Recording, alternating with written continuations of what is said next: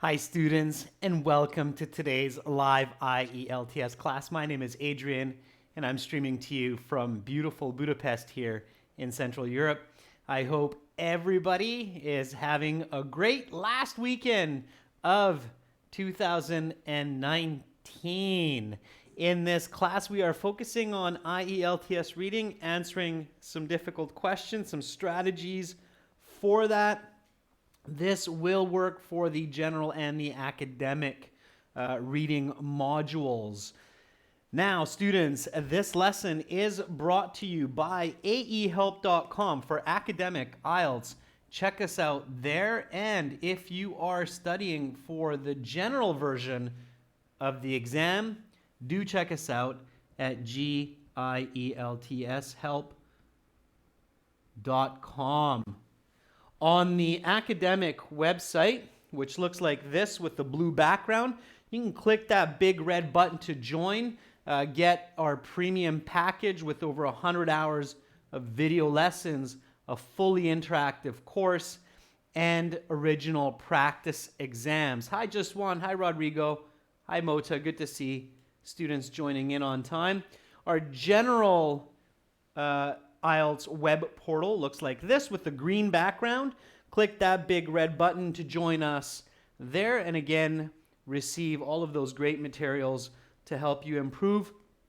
Of course, we have applications which are linked to those web accounts. You can download our apps, Academic IELTS Help and General IELTS Help, from your app stores. Sanjay, the sound is echoing. I'll try to maybe tone it down a bit. I think that might be the studio. If it's echoing for anybody else, let me know. If anybody has questions, send me an email, adrian@aehelp.com. I will be happy to respond. If you would like to get our exam books in electronic or paperback version, you can do so by going on Amazon and searching for AE Helps Academic IELTS or GE Helps General IELTS. All right, everyone. So in just a moment, we will get into our reading passage. Question and answer session for members tomorrow. Okay. And also tomorrow, we will have a speaking part 3 class as well. Then between January 2nd and December 30th. There's no class. So December 30th to January 2nd, I should say, there's no class. It's the New Year's holiday season. And again, I will be back January 3rd at 15 o'clock at this time, Central European time, with some speaking part 1. Okay, let's take a look at our reading passage for today. This is coming from our second exam book, and the title of this passage is The London Underground. Now, this is in our academic IELTS exams, but you could get a passage like this in section 3 of the general IELTS as well. So the London Underground, we have a nice picture here in the paper-based version of the IELTS. You won't have color like this, but that's okay. Look at the picture. You realize, all right, I'm going to be reading about the subway or the metro. Probably some information about when it was built, why it was built, maybe who built it, who uses it, why is it important. So all of these kinds of ideas are coming to mind. Tam Tariha, it's great that you're here. All right, so we look at the title, The London Underground. We use some critical thinking. It's an important part of good reading skills to read the title and think about what the passage is about, why it's talking about that. Okay? All right, so after we read the title, then we go and look at the questions. And the first set of questions that we look at are these yes, no, not given questions. Yes, no, not given questions. Should I read these before the passage? So should I skim read these before I read the passage? Or not? What should I do with these kinds of questions? And these are one of the question types that's quite challenging for students, one of those difficult questions, the yes, no, not given. So with yes, no, not given questions, should I read them before the passage? So here is strategy for yes, no, not given, and true, false, not given. Okay, use the same strategy. Number 1. Yeah, so Rodrigo says, nope, no, don't read these. Rajveer agrees. I agree. Yeah, do not read these before the passage, as these questions contain false and not given information, which is confusing for the non-linear human mind. Okay?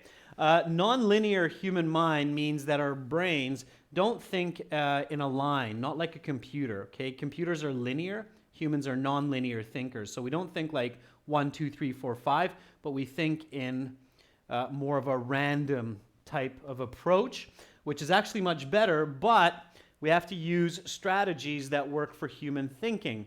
And for human thinking, it doesn't make sense to read information that has false and not given ideas before we read other information, because it confuses the mind, what we actually read in the passage versus what we're reading in the questions.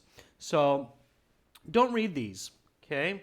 Skip over this type of question. So yes, no, not given, we skip over it. All right, and then our next one here is complete the summary below. Choose one word only from the passage for each answer. This is what's called a summary completion type question. For this type of question, you should read it. Why? Because all of the information in this summary is paraphrased in the passage. So this information is information that's in the passage. In fact, it's a summary, so it's concise information. So it's very useful to skim read before the passage. Okay? So here we go. The growth of the London Underground. Read with me, okay? This is a reading class, students, so just read together. All right?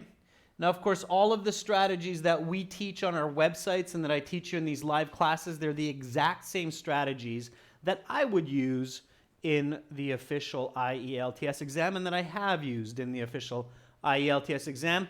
For instance, I would never just use skimming and scanning as a main strategy. It's not effective for high band scores. Okay, let's read this one. So the first line of the Underground was constructed in 1863. And over the next something decades, additional lines would increase the breadth of the system's reach. By the start of World War I, the central part of London was completely covered. Through the mid-20th century, the focus was on making the system available to those living in the something of the city. Before 1933, there were many governing bodies. These were something companies with their own contracts and land.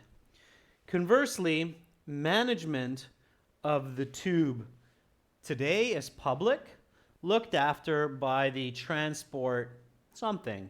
All right, good. So we read that. So now we know that we will learn about the history of the London Underground, when it was constructed, who owned it. Okay. And we have some more questions, 10 to 13. Complete each sentence with the correct ending. So this is completing sentences. Again, it's kind of challenging for some students, these types of questions.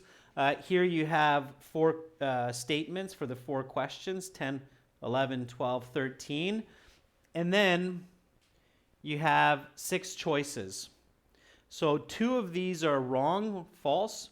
We don't know which 2. So we're going to leave the choices, and we're going to read only these statements to give us a little clarity. So read with me. The tube map is. The map is useful because it allows a person. Beck's key insight was.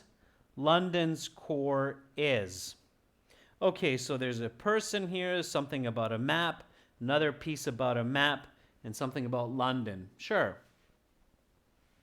Now, for those of you who need to get a band 7 or more, it is imperative, which means it's very, very important, that you actually read the passage.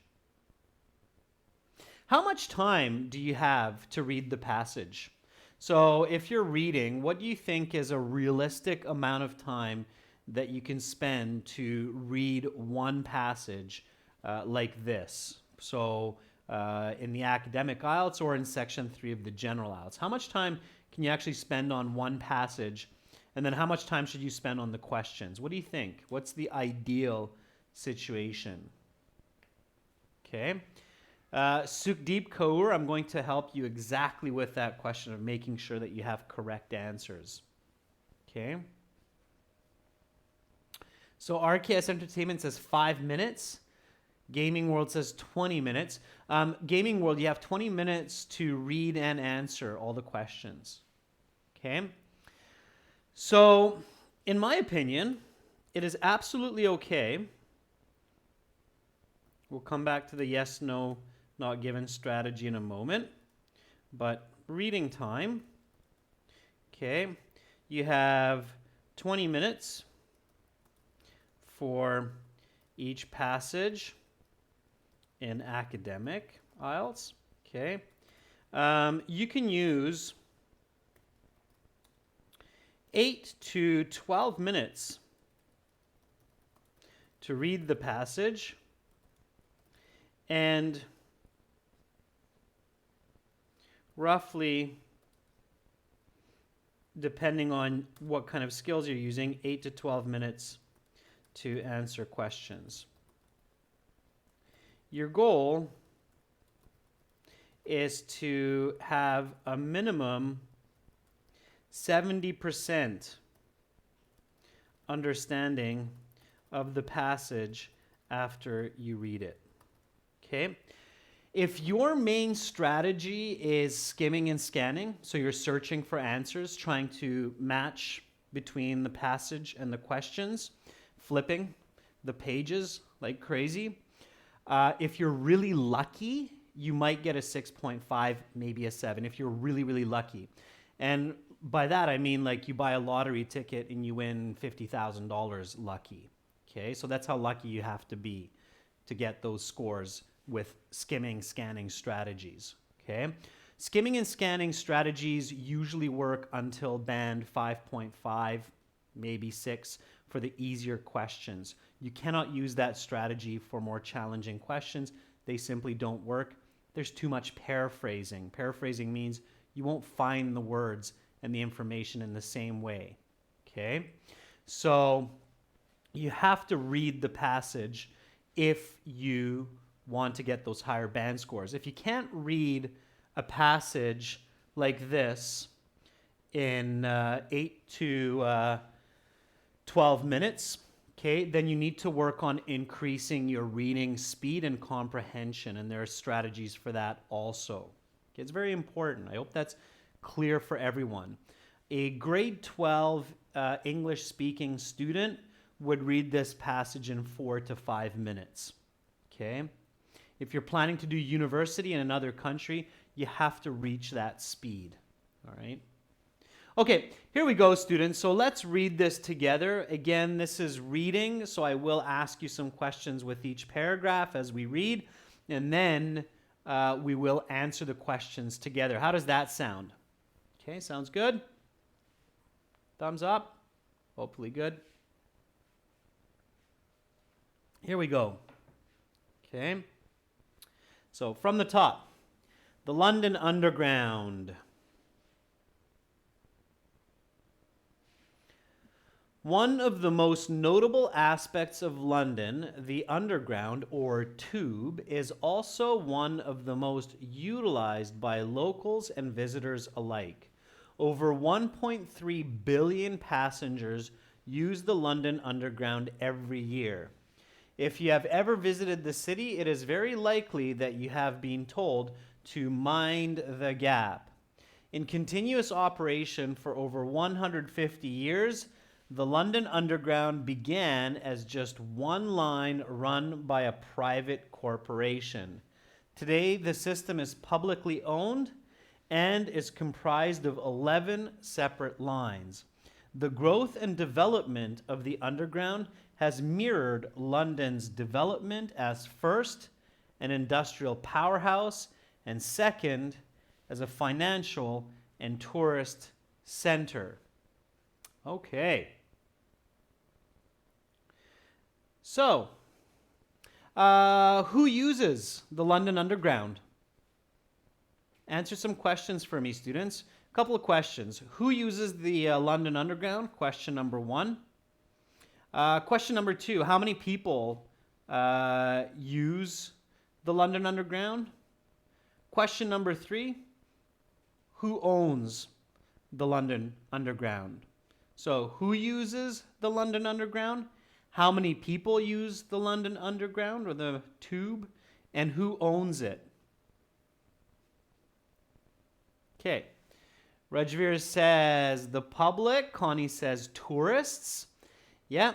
So locals and tourists use the London Underground. Connie, 1.3 billion what? And in one?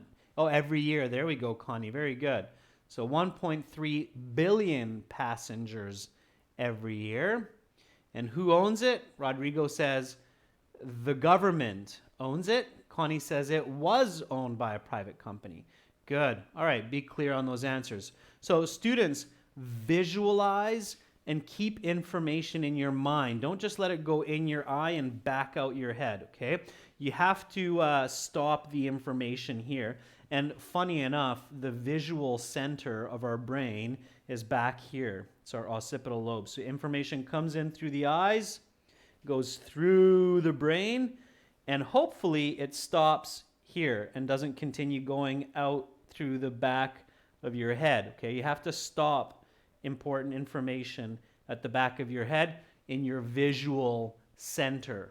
Okay, so see all of those people, see the tourists, see the locals, see the privately owned old line, the public line, and see how many. Okay, hopefully you saw that there are 11 lines. It started as one line, now there are 11 lines. Okay, let's keep going. One way to train your brain to hold information is asking questions like I just did. Okay, all right. So here we go. Read with me. Great Britain was the epicenter of the Industrial Revolution in the 18th and 19th centuries. Cities like Glasgow, Birmingham, and London gave birth to inventions such as the steam engine, which revolutionized transportation and travel. People began to flock to these cities for jobs, opportunity, and prosperity. London was the destination of choice for many of these people. In the 1800s, at the beginning of the Industrial Revolution, the population of London was less than 1 million people. By 1900, that number would balloon to over 6.5 million people. There were many factors which contributed to this growth, not least of which was the improved sanitation. But one factor in particular allowed for the mobility of those people across the ever-expanding city: the construction and development of the London Underground. All right. So, students,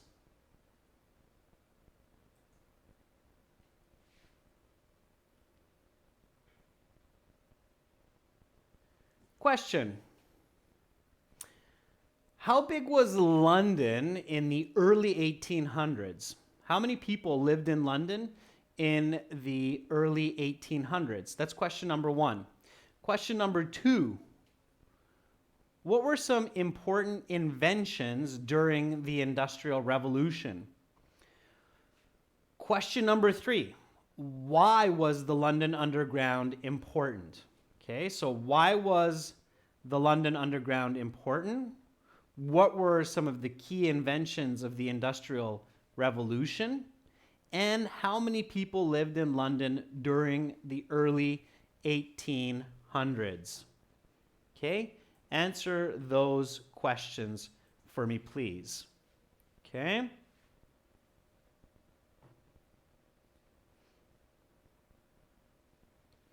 Yeah, so Nayan Rana says less than 1 million. Great. Yeah, so less than 1 million people lived there. Rajveer Singh says improved sanitation was a very important advancement. Yes. Naya Rana says the steam engine. Yes, and the steam engine is basically the train, okay? It's the locomotive, the train. All right. And why was the London Underground an important advancement? So what did that enable? Let's see if somebody can answer that.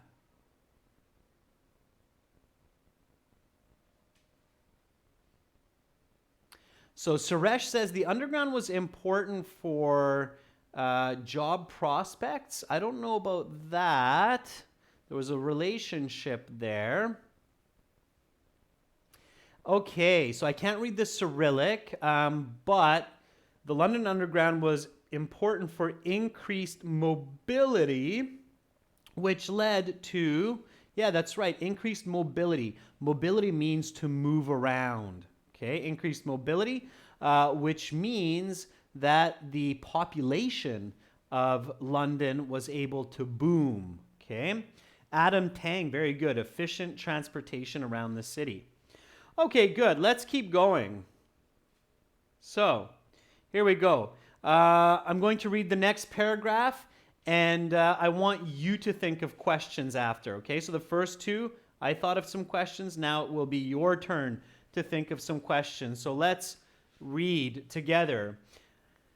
The first line was constructed in 1863. Over the next 50 years, many more lines would be added, resulting in the virtual blanketing of central London by the start of the First World War. Through the interwar period and mid-20th century, the focus for the subway developers was extending the network to the suburbs of London, where an increasing number of Londoners were now residing. Interestingly, it wasn't until 1933 that the developers of the network unified into a single governing body. Until that time, there were a host of private companies competing for contracts, land, and customers. Today, the London Underground is owned and operated by the London Transport Authority. Transport for London. All right, students, write a couple of questions for that body paragraph. So write a couple of questions that come to mind. So as you read that, what would be some logical questions, some key questions in this body paragraph that we could ask from our fellow students or from others that make sense for, of course, the topic, which is the London Underground? The reason you want to do this kind of Q&A without worrying about the questions in the reading is just to train your mind to focus and hold information. So Jahangir Ksiadarov says, when was the first line constructed? Okay, sure, that's a kind of a specific question. It's not bad, but it was a specific question. So let's take that one. When was the first line constructed? Okay, Tam Turia has a good question. Tam Turia is asking, who owns the London Underground? So who owns the London Underground? Yep, sure. Okay. So a lot of people are focusing on this detail of when was the first line constructed, which is okay, but make sure that you don't get lost in just details, but look at the bigger picture as well. I really like Pachu Yadav's question, but she was asking what happened in the mid 20th century. Okay, so let's go with these. So when was the first line constructed? Who owns the London Underground now? Okay. And Latifa is asking, where were the subways extended to in the 20th century? Good. So let's take those three questions. Where did the subway lines extend to in the 20th century? Who owns the underground? And when was the first line constructed? Connie says the first line was constructed in 1863. Sure. Okay. And who owns it now? Who owns the London Underground?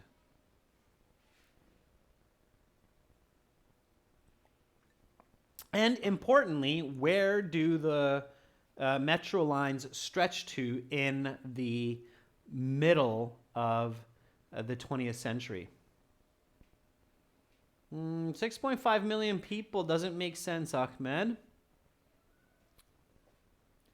Okay, so Connie says suburban London is where the lines stretch to, and the Transport Authority, London Transport Authority, owns the subway now. Very good. Okay, so this is what you want to do, students. You want to have this kind of Q&A concept and practice this for coherence and for improving your fluency. Good. All right. So let's keep reading. We're going to read the rest of the passage and then get into those difficult question strategies. Here we go. Read with me. Perhaps the most recognizable symbol of the London Underground is the tube map, designed in 1931 by Underground employee Harry Beck. With its many colorful lines and intricate details, the tube map is not only useful, but aesthetically pleasing as well. Indeed, a print copy of the tube map is a popular souvenir for tourists to put on their walls back home. That it is artful is, however, only part of its appeal. The tube map is incredibly useful. Just a moment spent looking at the map can help you determine how to get from any point in London to any other point.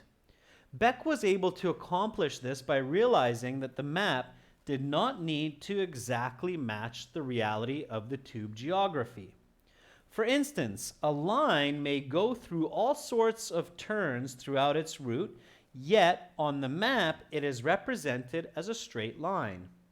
This simplification worried the Underground management in 1931, but soon enough the tube map became a sensation, both for its usefulness and its elegant design. So clearly that's about the map. Let's keep reading. Today, the tube is used more than ever, and London continues to grow, with the center of London becoming a financial hub. Over the past 50 years, more and more jobs have been created in the English capital. While this has, in some sense, hollowed out the core of London, it has also highlighted the need for more lines to service the ever-increasing number of London suburbs. Additionally, tourism to London has never been higher. Well over 30 million people visited the city in 2015, each of whom undoubtedly at some point used the venerable London Underground. All right, students, so that is it. I hope you asked some questions. Now we will get into actual questions of the passage. The yes, no, not given. Okay. Yes, no, not given questions. We're going to use some extremely important logic to figure these out. We're going to use computer logic. It works really well. So again, remember, point 1 for yes, no, not given, true, false, not given. Don't read these before the passage. Just read the passage first. Okay? Now, the second point is use logic. By that, I mean use, and for those of you who do computer programming, you'll realize this, use the if this, then that logic. Okay, in computer programming, people actually call this the if this, then that. ITT logic, I think it's called in computer. If this, then that. ITTT, that's right. So in computers, they call this the ITTT logic. Okay. So what do I mean by that? I mean, number one, or A, ask, is this information important for this passage? Okay, that's your question. If your answer is no, then it is not given.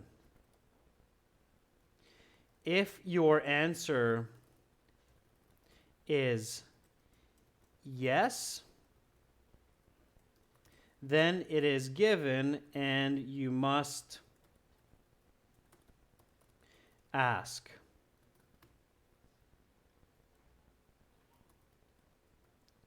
Is the information true or false? Now, if this is confusing, don't worry, I'll show you and explain it to you. Okay.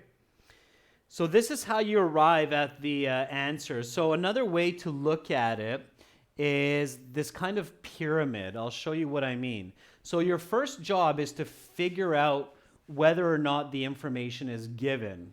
Okay? So you need to ask, is it important?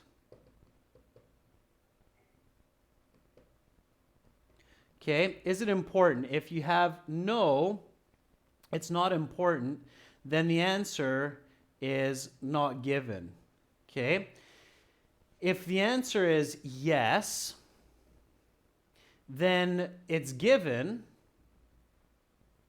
Okay? And then you need to ask another question, which is it true or false?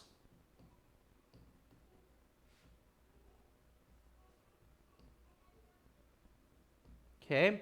And then you'll arrive at no, it's not true, or it's false, or you will arrive at it's given. So it's yes. We're looking at yes, no, not given here. If here, you might end up with another answer. That other answer might be maybe. If you arrive at maybe, then you have to search. Okay?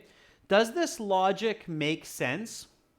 Okay, so do you understand what I'm showing you with this logic? So you read the statement in the yes, no, not given. You ask yourself, is it important? Ask it in full sentence. Okay? If it's not important, it's not given. If it's important, it's given. If it's given, ask, is it true or false? If it's true in the real world, then it will be true on the IELTS as well. Let's take a look at a couple of examples and you'll see what I mean. Okay? When students start to practice this and they become effective, the yes, no, not given and true, false, not given questions become a lot less challenging. Okay? You'll see here in just one moment what I mean when we get at these questions. Okay, here we go. So, first one, okay? Here we go. Over 1 million passengers use the tube each year. So here I ask myself, is it important for the passage, talking about the London Underground, to know how many passengers use the tube every year? Well, it's about the tube, and using the tube is obviously very important for this passage. So, yes, it's important. Okay, so I know that it's given, so therefore it's given. Okay. Is it true that over 1 million people use the London Underground? So here's 1 million. Here is the users. Okay, I'm using the math sign over. So is this true? Is it true that over, not equal to, is it true that over 1 million people use the London Underground each year? Yeah, absolutely. Absolutely, it's true because it's 6.5 billion or something like that. And 6.5 billion is a lot more than 1 million. So, okay, so it's definitely true because of the word over. Okay, careful. Over means this symbol in math, right? So the answer here is yes. Okay, when it's yes, no, not given, make sure you don't accidentally write true, otherwise you'll get it wrong, okay? So you have to use yes in this case. Okay, next question. The tube is privately owned. Is it important to know who owns the tube? So let's go to question number 2 here. Is this important? Is that important to know who owns the tube? Okay?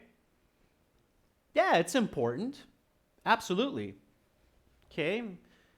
For this passage, yes, it's important. Okay? So it's given. My next question is it true? Is it true that the tube is privately owned? Is it privately owned? Is it one person that owns the tube? So it's important. Is it privately owned? True or false?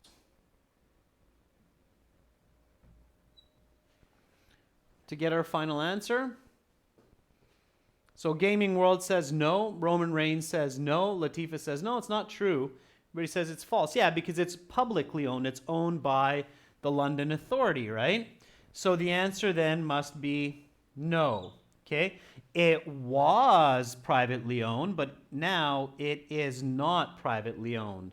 So be really careful with the past present tense. Okay? In the past it was privately owned, but now it's publicly owned. Okay? Number 3, the steam engine was invented in London.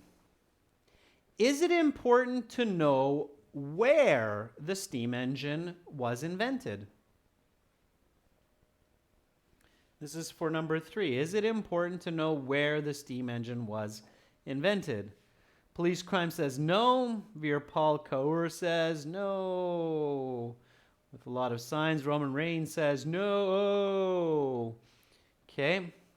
So we're talking about the London Underground. We're not talking about the steam engine. So the invention of the steam engine is important because that's part of the metro, but where it's invented is too much detail.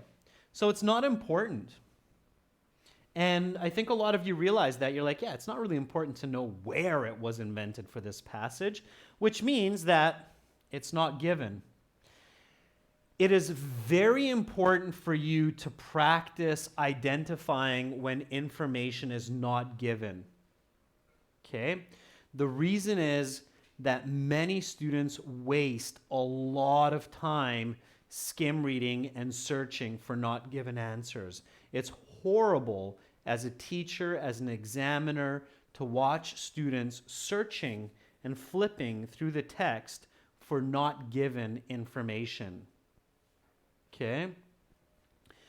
So the steam engine is important, but it's not important to know where it's invented. Okay? It's not important to know where it was invented. It's too much detail.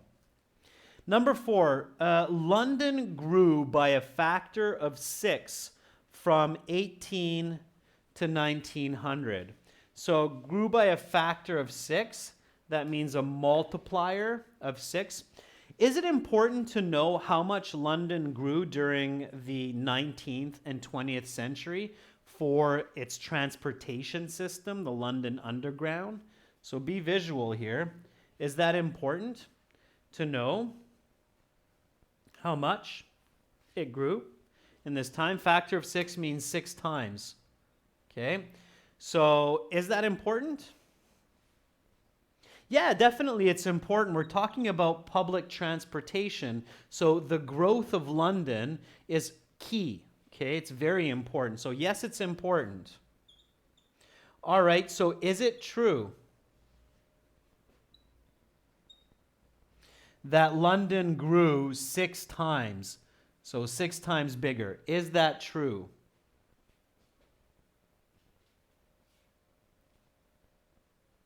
So a lot of you new in, Roman, Lou, you're all saying yes, yes, yes.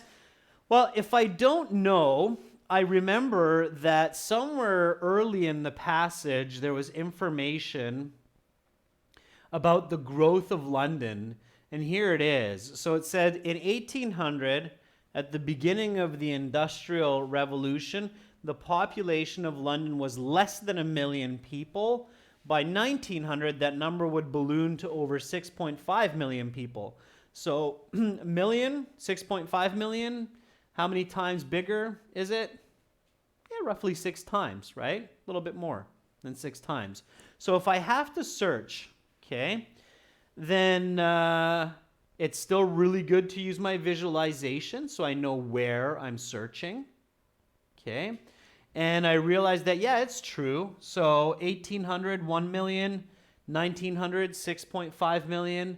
So it seems that indeed London grew during this time by a factor of 6. So yes, London grew by a factor of 6 from 18 to 1900s. It's absolutely true.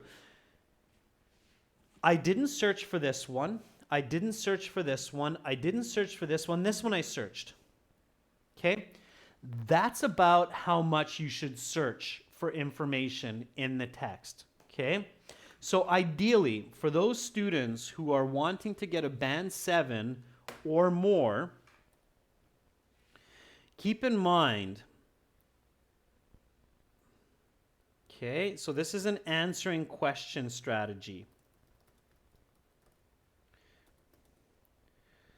So when you're answering questions, you should not search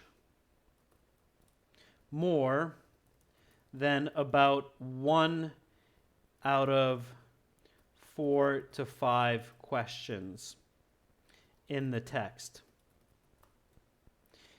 If you are searching the text for every question, you will run out of time and get a band score 6 or less. Okay? If you get more, I have had students who are like, well, I got more than 6.5, and I searched for every question. Then I tell those students, so if you're one of those students that's like, hey, I can get 6 when I search for every question, I'll give you a hint. You should be able to get a band 8 if you use correct strategies and you don't search for every question. If you're fast enough to search for every single question in a 20-minute time limit, then you're probably way fast enough to get a band 8 by just reading the text, answering questions properly. Okay? RKS Entertainment says, sir, but all the teachers say that searching and skimming is a good idea. That's because they don't know better. If you ask a teacher, is that what you will do? So ask your teacher, if you sit the IELTS exam, teacher, will you search for every single question's answer in the text? Or will you at least answer some of them from what you remember? I guarantee you that if they're honest, they will say, yeah, of course I'll answer some questions without skim reading. Because it's insane to search for every question. It doesn't make sense. Okay?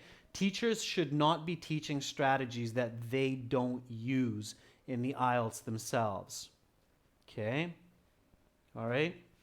That's my logic. So you should only search for questions where you're really, really stuck. Okay? And if you ask the people who make the IELTS exam, they will tell you the same. If you want a band 7, band 8, band 9, don't skim and scan for every question. It doesn't work. Okay. All right. So let's get back to it. We have one more of these yes, no, not givens. Okay. Number 5, improved sanitation was the least important factor in London's growth. Okay. So is it important for this passage to know if improved sanitation was important in the growth of London? Is that important for understanding the London Underground? Okay.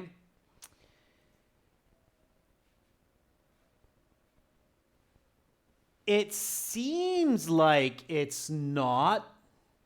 It seems like it's not, but in this case, it actually is. So when the paragraph is talking about it, this is for a high band student. So this is for a student who is obviously a very high level user of English, is studious, has done a lot of university level work or college level work.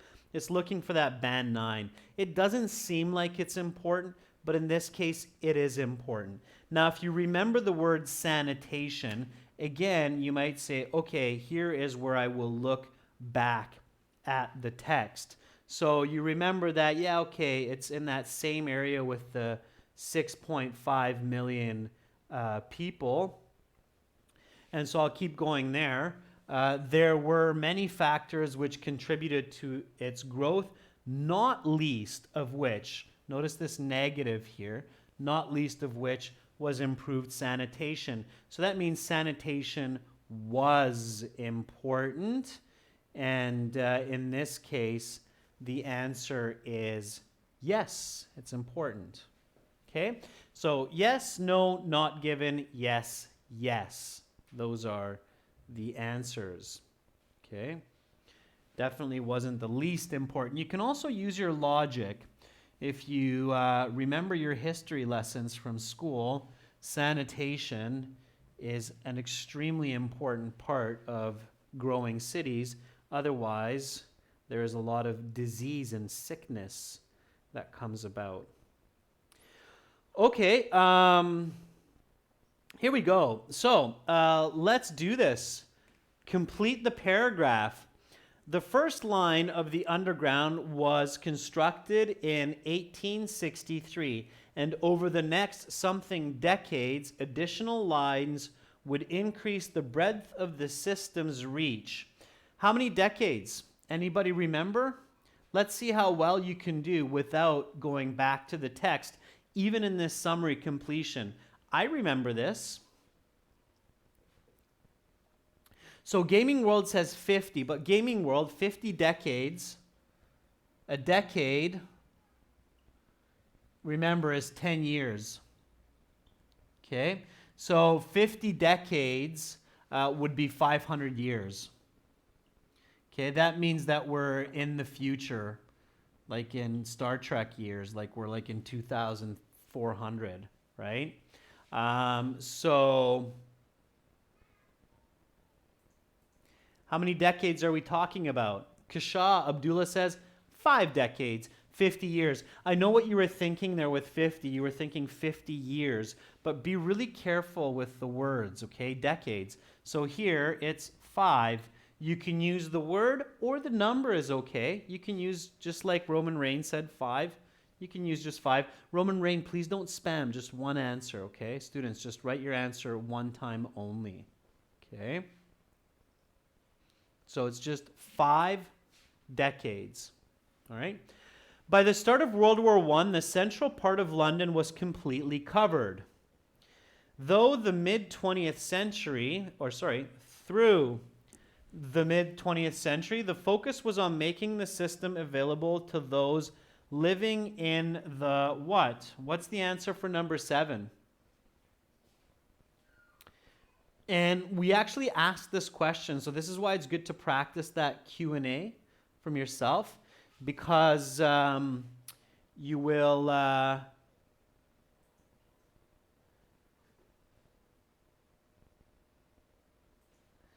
because you will remember and answer some of these questions on your own. So for number 7, the system was available to those living where in the city?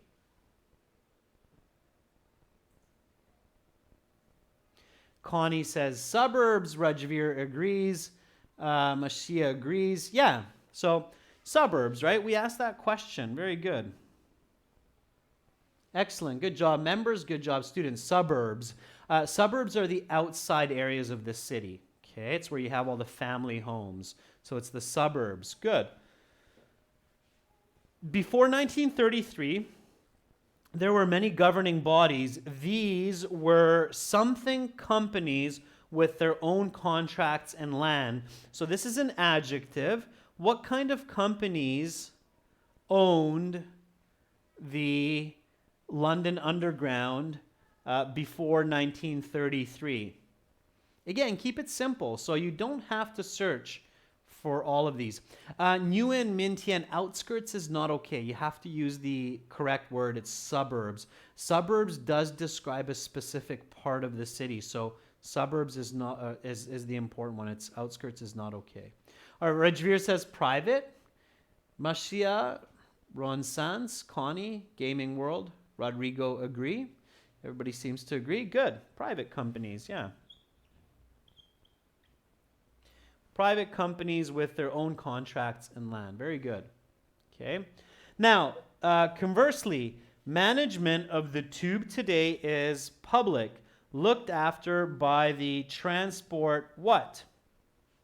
What's the last word, do you think, that goes in there? Okay. So it's just private companies there. No other words. So transport, what owns it? Okay, so here maybe you're like, I don't remember this one. I have to search. So you go back to where it was talking about ownership, which was around here. And it says, interestingly, it wasn't until 1933 that the developers of the network unified into a single governing body. Until that time, there were a host of private companies competing for contracts, land, and customers. Today, the London Underground is owned and operated by the London Transport Authority, Transport for London. So the correct word is authority. Very good, students. It's Transport Authority. Okay. So the last one for completing this is Transport Authority. All right, everyone. Last set of questions. The tube map is, let me erase all of this that I have here. So here we go. The tube map is useful because it allows a person. Beck's key insight was London's core is. And here are the options. Students, instead of rushing through these last 4 questions, I will challenge you to do these on your own. Again, these are your choices. These are the sentences that you have to finish. You can watch the video again later, or at least the end of the video, to see the questions and choose the correct answers. You can send your answers to my email, and I will tell you if they are correct or wrong. I'll give you the answer key. My email is adrian@aehelp.com. For everybody watching, be sure to check out our websites, join our premium package to get HD video lessons over 100 hours, 6 original practice exams, and a fully interactive course for your phone, tablet, PC, for which you can also get an app. Okay, so aehelp.com for academic IELTS, gieltshelp.com for general. You're very, very welcome. Lou, Pachu, you're welcome as well. Thank you so much, students, for watching. When you're looking for our websites, this is the general. This is the academic. Click the big red button to join there. You're very welcome. Connie, great participation. All right, everyone. Tomorrow I will be back with a Q&A session for members, so questions and answers. Make sure to write down some questions that come to mind today, members, for tomorrow's class. And then we will have a speaking part 3 practice and strategy class to finish off this year. So make sure that you're here at the same time tomorrow. For today, I wish you a great rest of your December 28th. And if it's late in your country and you're getting ready for the 29th, then sweet dreams and much love to all of you from the heart of Europe, Budapest. Bye for now.